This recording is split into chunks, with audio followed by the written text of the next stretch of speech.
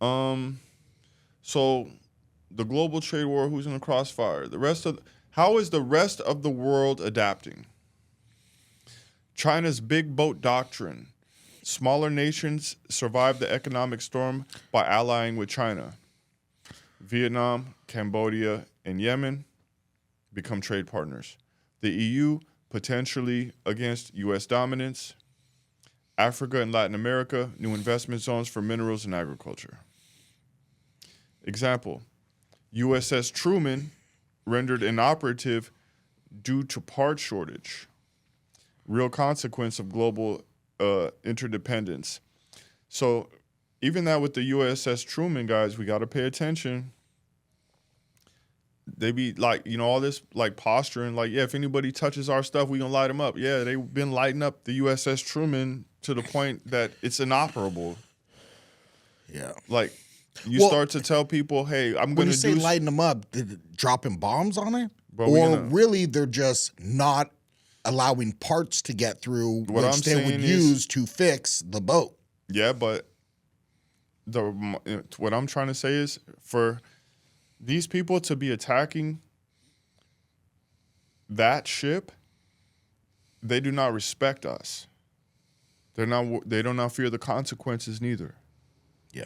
And that's why I say, you know what I've never done? I've never told anybody I was going to punch them in the face before. I never told anybody I was going to kick their butt. Yeah. If I was going to punch somebody in the face, I would just punch them in the face. And that's the problem. We keep telling people that if you do something that we're going to punch you in the face, and we haven't punched anybody in the face like that in a long time. Like, we keep getting into little schoolyard fights, you feel me? But we ain't punched anybody in the face like that in a long time. Our bluff is being called, essentially. Boom. They're calling our bluff. They don't believe, hey, bro, they don't believe us, bro. They're like, oh, yeah, so look, we going to keep throwing rocks at your biggest ship. Yo, bro, I believe that was it's an aircraft carrier, bro. Yeah. The biggest ships that's the biggest ship we got. Yeah. So this is something that I hear people speak about related to government as well. They say, hey, keep on making laws and laws and laws. It's like, who's gonna actually enforce what you're putting in law? Well, people will follow because they blindly follow, right? It's like, but not all people. Yeah, but the majority is the majority. Yeah. And they're the ones that's the followers, the sheeps, the ones that don't have the internal voice, the ones that are just like, okay.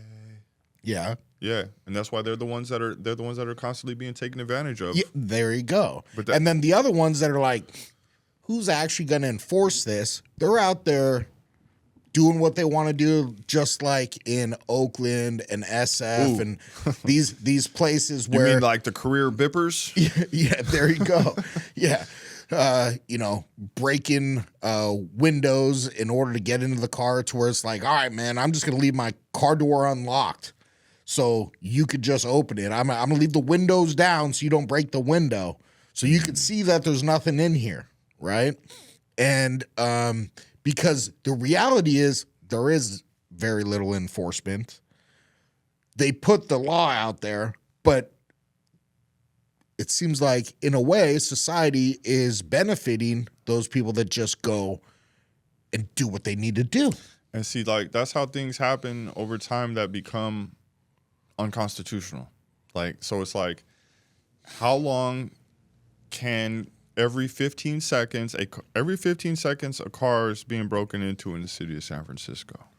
Is that wow? That was last year's statistic. So if that's happening, for how long does that go on?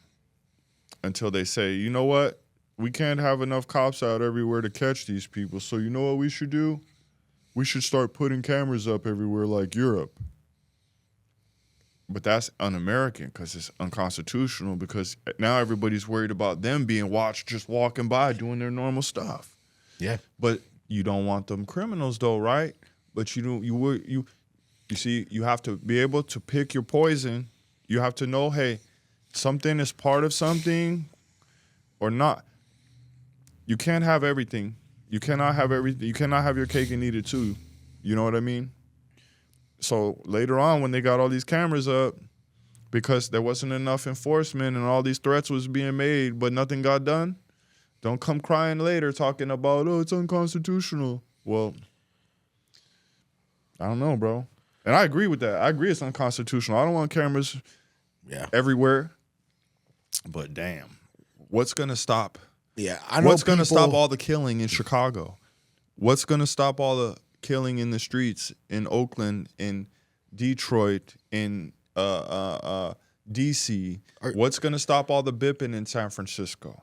What's going to stop all these businesses being burglarized in Oakland? Yeah, but is it actually? Are they really wanting it to stop? I mean, that's the thing. Really? It depends on who's they. Who actually wants it to stop? The business owners and the people victims, like me and you that live down there that are actually trying to live and work. And seems like there's a lot of people that would profit off it not stopping. Yeah. Yeah. It's not gonna end well. That's how that only way things happen, right? It's like something is actually happening, some bip happens, somebody gets caught bipping, there's an absolute catastrophe. Somebody makes an example out of that person and goes the extra mile and does some inhumane stuff, and now the whole world is paying attention. Yeah, because that person gets put in the death penalty. Now we got to do something about this.